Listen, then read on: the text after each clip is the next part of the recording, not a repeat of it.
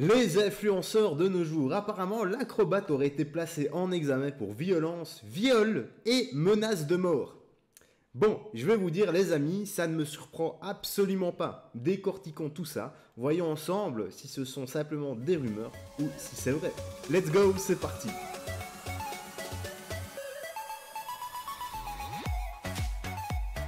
Salut YouTube frérot, Internet, la Justice League et les autres, et j'espère que tu vas bien et que tout se passe pour le mieux pour toi. On se retrouve ensemble aujourd'hui pour une petite vidéo. Comme je dis, ce sont des faits qui ne me surprennent absolument pas. Ça arrive de plus en plus. Des youtubeurs pointeurs, des youtubeurs violents, des youtubeurs qui font des menaces de mort. Bon ça, il y en a régulièrement. Et j'en passe et des meilleurs. Mais le pire, c'est que ce sont les youtubeurs, les influenceurs qui ont énormément d'abonnés, qui éduquent la jeunesse de demain.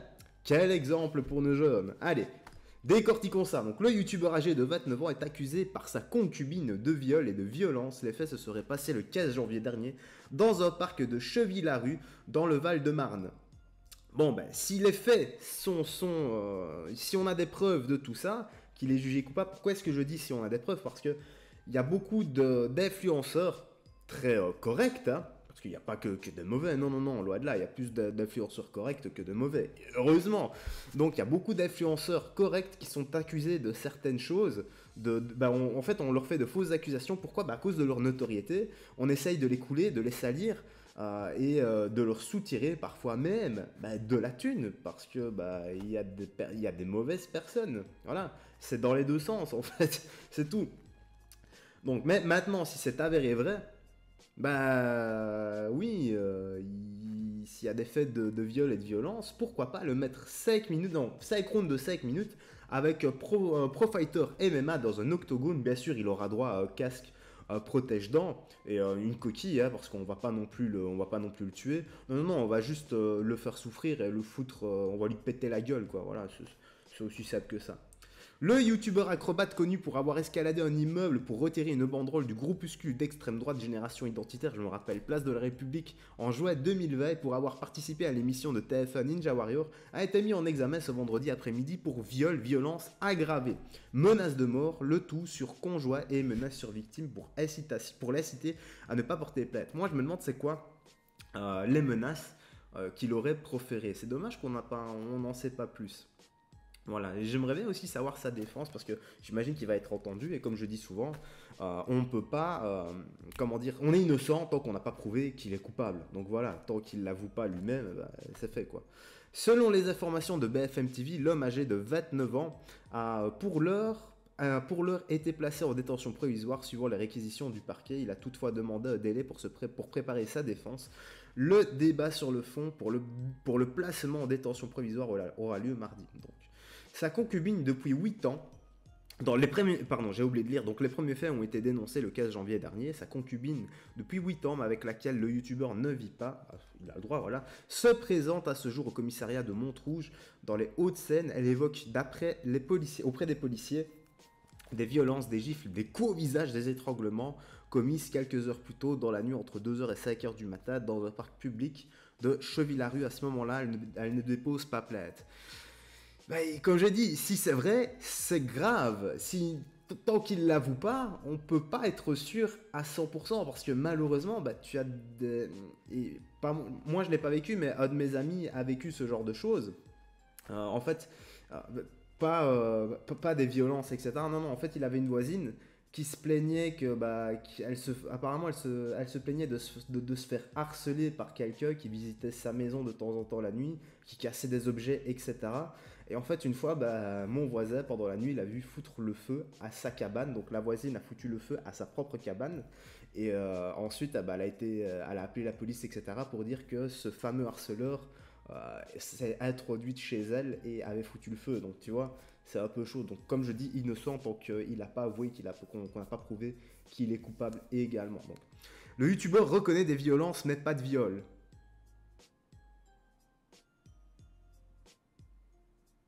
Octogone. 3 jours plus tard, putain, je sais plus quoi dire. 3 jours plus tard, le 18 janvier, cette femme de 28 ans revient au commissariat Et cette fois-ci, il décide de porter plainte pour des violences. Elle décrit des claques, des coups au visage, des étranglements, des cheveux arrachés et des coups de pied.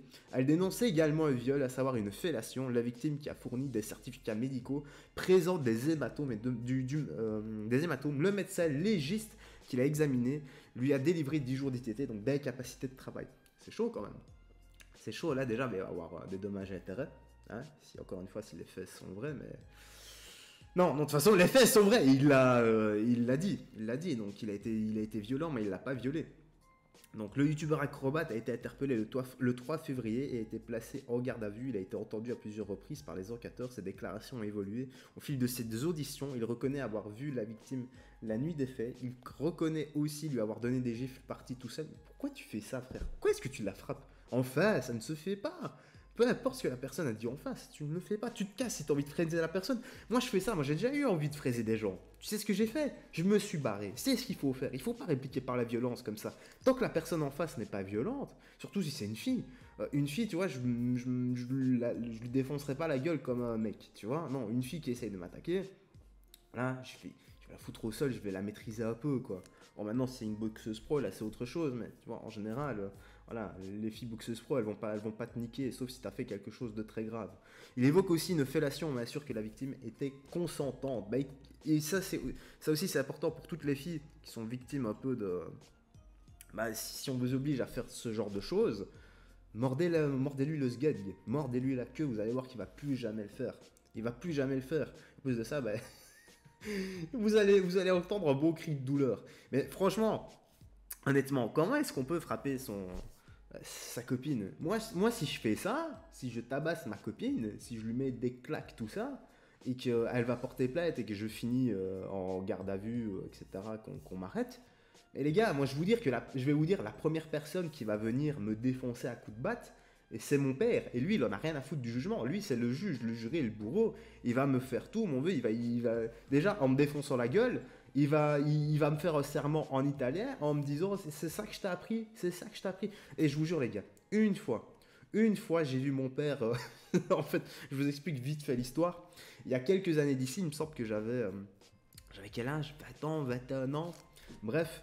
On entendait mon voisin hurler pendant la nuit. Et on se demandait pourquoi, tu vois, mais il hurlait dehors, en fait. Mes parents habitent dans une petite impasse. Et on se demandait, c'est quoi ce bordel? Pourquoi est-ce qu'il crie comme ça? Et j'entends mon père descendre, et il regarde mon voisin, il fait, oh, et pourquoi vous criez là? Il y a moyen de dormir ou pas? Faites-moi de bruit, comme ça, avec son vieil accent italien. Et moi, tu vois, j'entends ça, je suis réveillé, je dis, oh putain, qu'est-ce qui se passe? Et je descends vite fait. Je dis, putain, attends, mon père il sort, là, qu'est-ce qui se passe, quoi? Et t'as mon voisin qui fait, ouais, excuse-moi, Vincent, parce que mon père s'appelle Vincent, il fait, ah, excuse-moi, Vincent, mais le truc, c'est que ce petit con là, il a essayé de voler mon scooter, et il a pété ma chaîne, etc. Et j'ai retrouvé mon scooter plus loin, c'est Giacomo, donc Giacomo, mon autre voisin, qui est venu me prévenir, et on l'a chopé plus loin. En fait, je t'explique. Près de chez mes parents, bah, tu as l'impasse, tu as une rue qui mène à une gare, et en fait, il était parti vers la gare avec le scooter, donc un coin complètement paumé, quoi. Et donc, moi je m'avance, tu sais, vers mon père, j'avais un peu la tête dans le cul, etc. Et le gars qu'ils avaient chopé, apparemment d'un coup il s'est levé, il s'est barré en courant. Moi j'ai eu le réflexe de lui courir après. Je l'ai chopé, j'ai essayé de l'amener au sol. Bon, avec la vitesse, tout ça, puis je venais de me réveiller, c'était un peu plus compliqué. Et t'as mon autre voisin, donc Giacomo, qui lui est première dan du jiu-jitsu brésilien, qu'il a chopé, je sais pas, il lui a fait une prise en étranglement, etc. Et là, mon vieux, j'ai vu mon père arriver. Je m'en rappelle encore. Hein. Il est arrivé en criant comme ça. T'as volé! Il lui a mis une claque dans le cul, putain! Il lui a mis une fessée! Bordel de meurtre, et j'ai encore l'image en tête! T'as volé, et puis bam! La claque, mon vieux! Et mon voisin qui fait non, arrête de le frapper, tout en se marrant, tu vois. Le lendemain, putain, on en a reparlé, on était morts de rire avec mes voisins. Enfin bref, donc voilà, c'était pour t'expliquer un peu tout ça. Bah, c'est pas un cas isolé, ça ne me surprend pas du tout. T'as des youtubeurs violents, menaçants, qui violent, tout ça, qui tuent leurs compagnes en live maintenant, qui sont pointeurs, tout ça. Et voilà, ils ont quasi rien et on les adule encore plus. Ce sont les mots de la fin. Voilà, je repense encore l'histoire avec mon père. Allez, peace, dis-moi ce que tu penses dans l'espace commentaire, frérot, Serette. Moi, je te dis à la prochaine et porte-toi bien. Salut, fais très attention à toi.